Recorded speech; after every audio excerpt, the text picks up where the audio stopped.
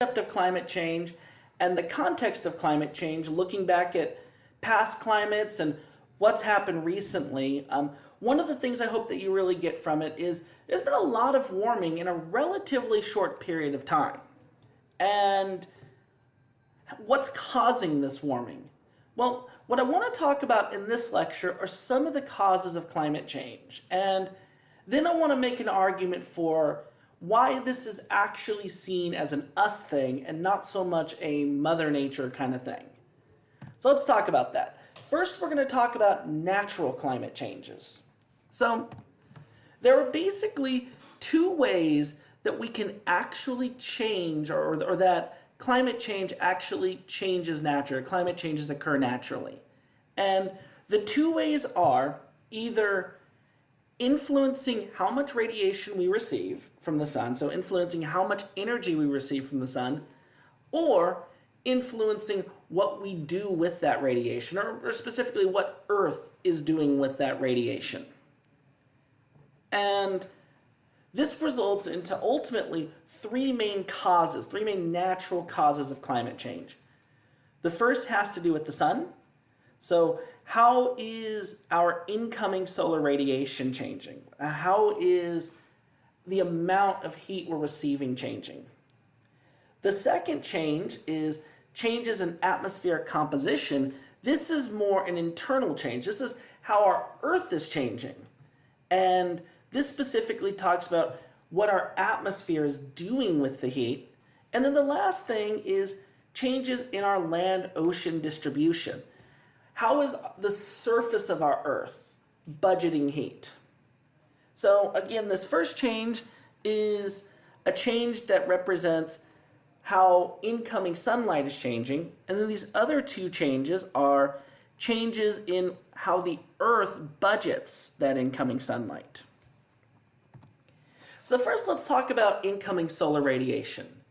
There's actually one of four ways that incoming solar radiation can change. The first way is through the presence or absence of sunspots. And believe it or not, our sun actually goes through an 11-year cycle called the solar cycle. And this represents how many sunspots are present on the surface of the sun. And throughout an 11-year period, the amount of sunspots goes from really high, down to really low, back up to really high, and this overall cycle takes 11 years to complete. Now, how do sunspots actually relate to incoming solar radiation? Well, the higher the number of sunspots, the higher the amount of energy the sun is giving off. Unfortunately, this can only account for 1/10 of a degree in Earth's temperature variation. And what I mean by that is that the sunspot cycle doesn't really impact profoundly the amount of radiation the sun gives off. We know that higher sunspots or higher number of sunspots means more radiation, lower number of sunspots means less radiation, but the overall variations are very low. So unfortunately, the sunspot cycle, the solar cycle, really doesn't tell us enough. The other thing that can impact solar radiation is the Earth's position relative to the sun. And believe it or not, the Earth's position relative to the sun actually changes, not just seasonally, as we know, the tilt of the Earth and the Earth's orbiting the sun, but the shape of the Earth's orbit, the degree of Earth's tilt, and where that tilt is pointed actually all cycle in a series of cycles called the Milankovitch cycles. And this gets a little bit more into astronomy, but I'm going to talk a little bit about that in a moment. And the three Milankovitch cycles are eccentricity, obliquity, and Percession. Eccentricity deals with the shape of Earth's orbit. Obliquity deals with how greatly the Earth's axis is tilted. And Percession deals with where the axis is tilted. So first, let's talk about this solar cycle. So This graph here shows us our previous solar cycle that ended in 2009. It began in 1997, ended in 2009, so that's 12 years. So I said it's approximately around 11 years.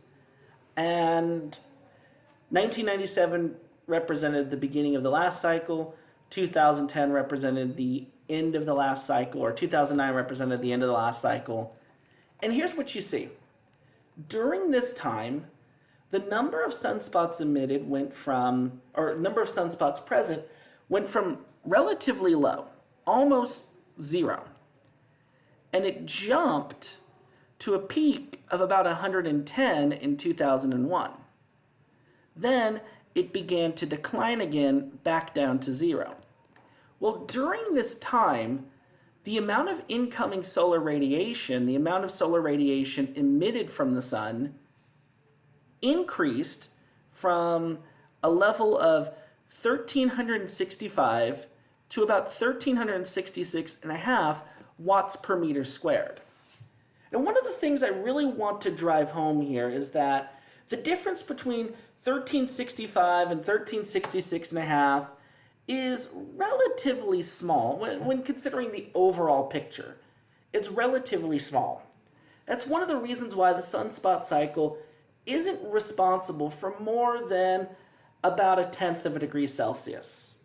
So, unfortunately, much of what we've experienced in the last 100 years can't be blamed on the solar cycle. The other thing is that the solar cycle takes 11 years. So if this was a large responsibility or a large component of recent climate changes, we'd see a lot more variation than we are seeing. Instead, we have seen a pretty sustained upward trend, especially since the 1960s. This graph just shows the previous several sunspot cycles. So one in the 1960s, one in the 1970s, one in the 1980s, and then one in the 1990s, and then that late 90s bottom then peaked in 2001 and then was back down by 2009. So again, these happen roughly every 11 years. But let's actually talk about the other three cycles, and these can actually explain a little bit more about Earth's climate change. The first cycle deals with eccentricity. So let me tell you an interesting fact right now, and it's going to blow your mind. And we've actually talked about it before when we talked about seasons, but Earth's orbit is not perfectly circular. No, Earth's orbit is actually an ellipse. An ellipse is just a fancy term for an oval. Well, we actually have a quantity that we use for ellipses called eccentricity. That tells us how elliptical, how oval-like is the orbit. When we have a high eccentricity, that represents an orbit that is very elliptical, very oblong, very oval-like. The lower the eccentricity, the more circular-like the orbit is, and an eccentricity of 0 represents a perfect circle. And over the past 100,000 years, the eccentricity of Earth has become a little bit greater, a little bit more of an oval orbit, and then a little less, a little more circular. And Earth's orbit's actually very close to a perfect circle. But what this results in, though, is when we have a higher eccentricity orbit, that means that we have a time of the year where we're getting substantially less sunlight. And if you recall from our lecture on seasons, this time of year is what's called aphelion. It's the time of the year when we're farthest from the sun. And since we're further from the sun, we get less intense sunlight. Then on the other side, we're in a period called perihelion, where the the Earth is closer to the sun, and we receive more solar radiation. In a more eccentric orbit, a higher eccentricity orbit, we would actually get a bigger difference between perihelion and aphelion. This cycle, again, takes about 100,000 years, and this is definitely responsible for some changes in incoming solar radiation. The next Milankovitch cycle is what's called obliquity. Obliquity represents Earth's tilt, and Earth's tilt actually changes as well. And if you recall from that discussion on seasons, Earth's tilt gives us our seasons. Logically following that, the greater the tilt, the greater the difference in the seasons. The smaller the tilt, the smaller the difference in seasons. Currently, our tilt is at 23.5 degrees. Now, over the next 41,000 years, the Earth's tilt will become a little bit greater, resulting in more extreme seasons. Then it will become a little less, resulting in less extreme seasons. Then it'll return to that 23.5 degrees. This actually will result in some pretty important changes to our atmospheric circulation. A good example of this is the ITCZ, that intertropical convergence zone, will travel a little further north when we have that maximum tilt. And then when the tilt is a lot less, or is minimum, we won't get the ITCZ moving as far north. That could have major implications on our global climate. But again, this cycle takes 41,000 years to complete. And then finally, Percession. Percession doesn't have to do with how tilted Earth's axis is, but it does have to do with where it's tilted. And the way that I always explain Percession, think about a spinning top. And if you've ever had a spinning top or a dreidel or some kind of tilt-a-whirl, what you'll notice is that axis of rotation never stands perfectly straight. Rather, it also circles. And the same thing happens with Earth's axis. It also circles.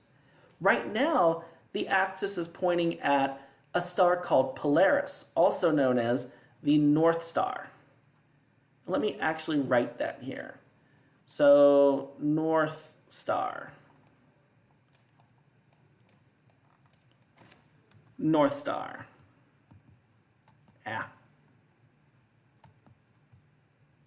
The North Star. In about 11,000 years from now, Earth's axis is going to be tilted towards another star called Vega. And in case you're older than 30, you probably remember Vega from the movie Contact. If you haven't seen it, you're better off for it. But it has Matthew McConaughey in it. But with that said, in 11,000 years, our axis will be pointed towards Vega.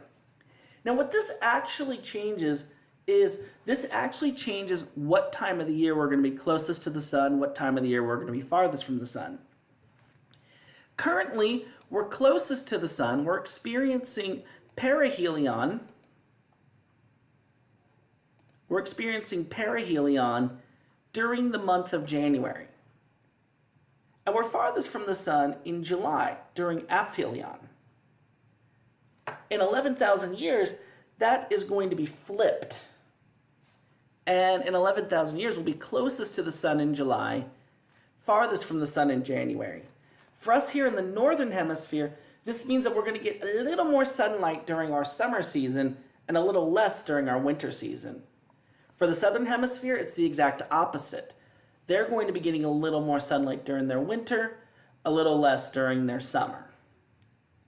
And so if you live in the northern hemisphere, you're going to have slightly more extreme seasons, southern hemisphere slightly less extreme seasons. But this does impact how much solar radiation each hemisphere is getting. So this does have implications. With all of this said, I've already mentioned that the sunspot cycle isn't enough to explain climate change, and each of these Milankovitch cycles is on a time scale of tens of thousands of years. But what we've experienced, this major change we have experienced, has only been in the last 150 years.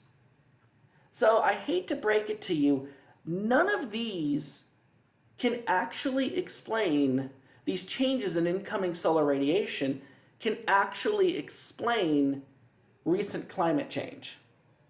So now let's come down to Earth and see what potential natural climate changes can happen due to changes here on Earth. So everything we've talked about now has had to do with changes of how much solar radiation we get. But what about down here on Earth? Well, our Earth budgets incoming sunlight based on a few things. It budgets it based on atmospheric composition and land and ocean distribution. As far as atmospheric composition is concerned, we're looking at a few different things. We're looking at certain gases called greenhouse gases. We're also looking at particles called aerosols, and we're looking at the presence of clouds. Each one of these things can have a profound impact on how much sunlight reaches the ground and how much sunlight escapes into space. So, first off, clouds are very reflective. And so, during times where we have more clouds, more sunlight gets reflected back out into space. So, more clouds represents higher albedos. Higher albedos represent more reflection. More reflection then represents less sunlight reaching the surface. This creates cooler days. But if you also remember, clouds have another impact on the surface of the Earth. They do a really good job of preventing sunlight or preventing radiation in the form of long-wave radiation from escaping. They act like a blanket, and that can warm nighttime up.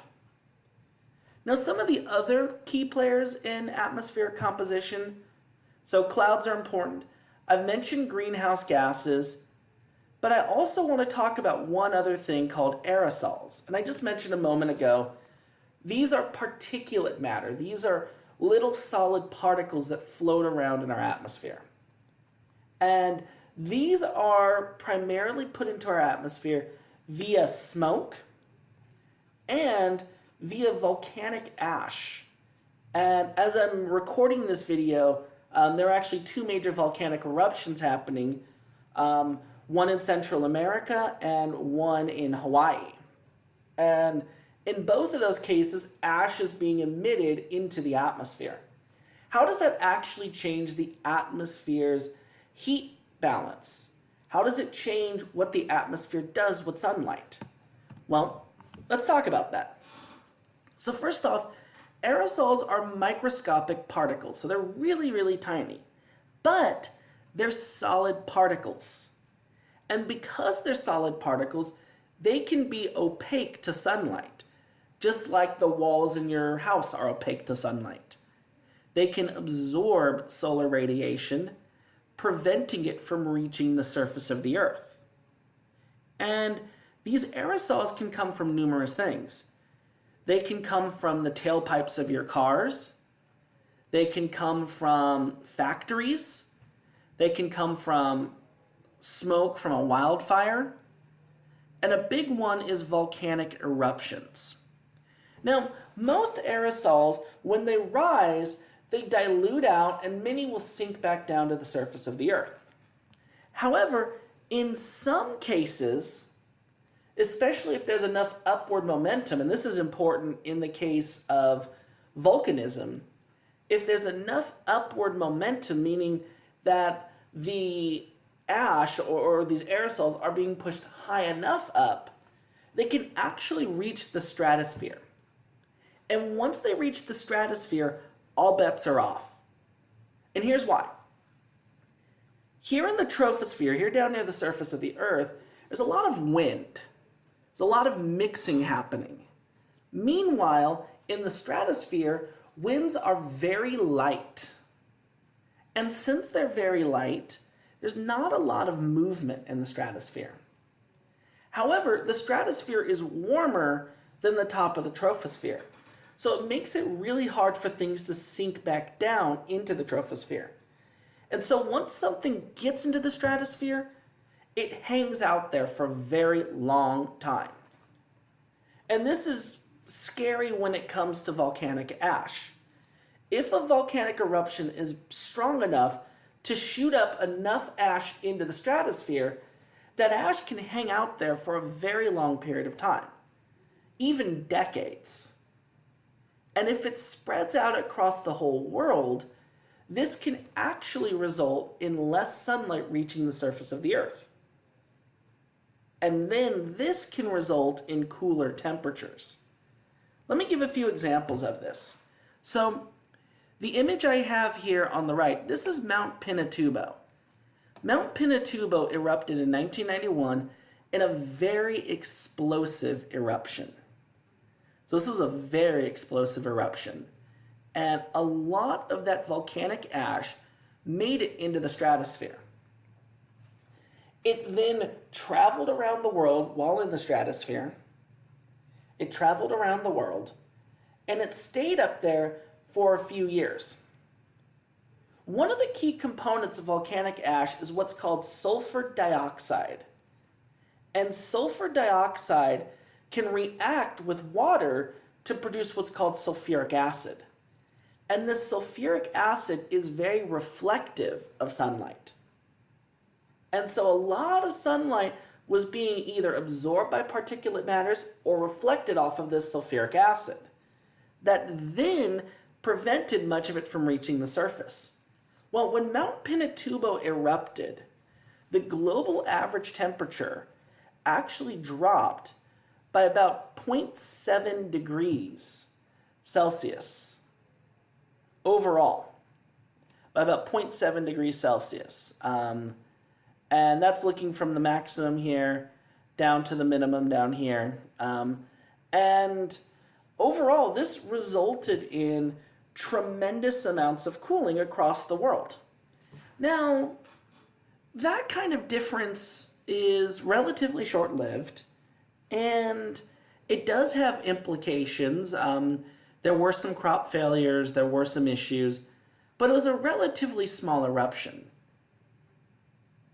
However, about 200 years ago, we had an even worse eruption. In Indonesia, a mountain called Mount Tambora erupted in 1815. And it was an extremely explosive eruption, even more so than Pinatubo. And the ash got into the stratosphere, it cooled the Earth down, and it resulted in what was called the Year Without a Summer in 1816. And during that year, there were snowfalls as late as July here in North America. Now think about this. If you're a farmer and you're planting crops, you need temperatures above freezing for those crops to survive. Well, in the Year Without a Summer, a lot of locations couldn't successfully grow crops. That resulted in a lot of famines.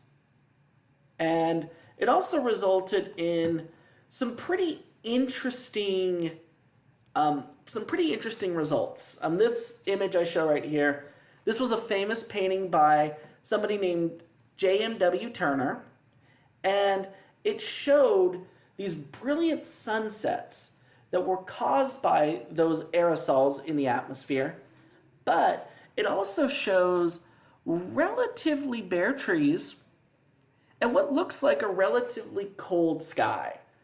And this happened during the summer season that year. So, hence the term Year Without a Summer. Now, there is one very common myth when talking about volcanoes, and that myth is, oh, well, volcanoes give off more carbon dioxide than we do. Well, this image right here actually shows, this is from the Energy Information Administration here in the United States, and what this actually shows is a comparison of the range of volcanic eruptions versus the world carbon dioxide emissions per year. So this is total volcanic emissions per year. This is total human carbon emissions per year via fossil fuel burning, which we're going to talk about in the next lecture. And if you take a look, we emit way more carbon dioxide than volcanoes do. So that's just a myth. Another good example of this myth happened in 2010. In 2010, there was a major volcanic eruption in Iceland. And during that time, much of the volcanic ash traveled over Europe. Now, volcanic ash is really bad for airplane engines. It's actually a major hazard for airplane engines. And so during the 2 weeks that this volcano eruption was happening, many planes in Europe were grounded. Well, believe it or not, during that time, the amount of carbon dioxide measured over the skies in Europe declined by about 60%. Why? Because there were fewer planes. So even though there was carbon dioxide being emitted from the volcano, it was way offset by the decline in carbon dioxide emissions from airplanes. The last thing I'll talk about, the last natural climate change I'll talk about, has to do with land-ocean distribution. So the previous slides I just talked about dealt with atmospheric composition. But what about land-ocean distribution? Well, land-ocean distribution has a few key impacts. First off, land deals with heat very differently than the ocean does. The ocean absorbs most of the sunlight that hits it. It has a very low albedo. Plus, the ocean, even though it gets all that heat, the temperature of the ocean doesn't warm up as quickly as the land does. So land heats up a lot quicker than ocean does, even though the ocean absorbs a lot of heat. So land-ocean distributions have major implications on climate. Again, don't believe me. Take a day in San Jose, if you live here in San Jose near De Anza College, take a day, measure the temperature here, and then drive up to San Francisco or drive over to Santa Cruz near the ocean, measure the temperature there. And you'll often find a great difference between the two because areas near the ocean usually have much more moderate climates than areas inland. So this land-ocean distribution greatly influences what the sun does, what the Earth does to incoming sunlight. The other thing that can greatly be influenced by land-ocean distribution is the movement of ocean currents. And one of my favorite examples of this is Antarctica. So we all know Antarctica is that big climate near the South Pole, or over the South Pole, and it's a very cold climate. It's a very cold climate. In fact, some of the world's coldest temperatures have been recorded in Antarctica. Well, it wasn't always like that. It wasn't always like that. Millions of years ago, Antarctica was actually connected to South America. And while it was connected to South America, it actually received warm ocean currents from the equator that would travel around Antarctica, allowing it to be a lot warmer than it otherwise would be. Well, eventually, because of continental drift, Antarctica pulled away from South America. As soon as it did, a cold current called the west wind drift wrapped around Antarctica, cutting it off from that heat from South America. This caused a major cooling trend to cause Antarctica to cool down. And this is an example of this, or this is a diagram showing this. 50 million years ago, Antarctica received a tremendous amount of warm water from South America and from Eastern Africa. And so Antarctica was relatively warm. Then, over time, Antarctica broke off from South America, and now those warm ocean currents have been blocked off from the west wind drift. This has made Antarctica a lot colder. And so it's incredible how even just a slight change like Antarctica breaking off from South America can greatly influence its climate. Now, with that said, everything I've talked about up to now has been natural climate changes. So I've talked about incoming sunlight and how that's impacted either via the Milankovitch cycles or via the sunspot cycles. And I mentioned that the sunspot cycles don't really affect temperatures too much, whereas the Milankovitch cycles take tens of thousands of years to be affected. Then I talked about changes in atmospheric composition. And usually those changes in a natural sense are very short-lived, like a volcanic eruption. Usually volcanic ash will get spewed up into the atmosphere and then it eventually sinks back down. That can't account for 150 years of warming. And also, most volcanic eruptions actually cause cooling. For example, as I mentioned, Mount Pinatubo, Mount Tambora. There's also lots of fear that if the Yellowstone caldera were to erupt, that would lead to global cooling. So volcanic eruptions usually cause cooling.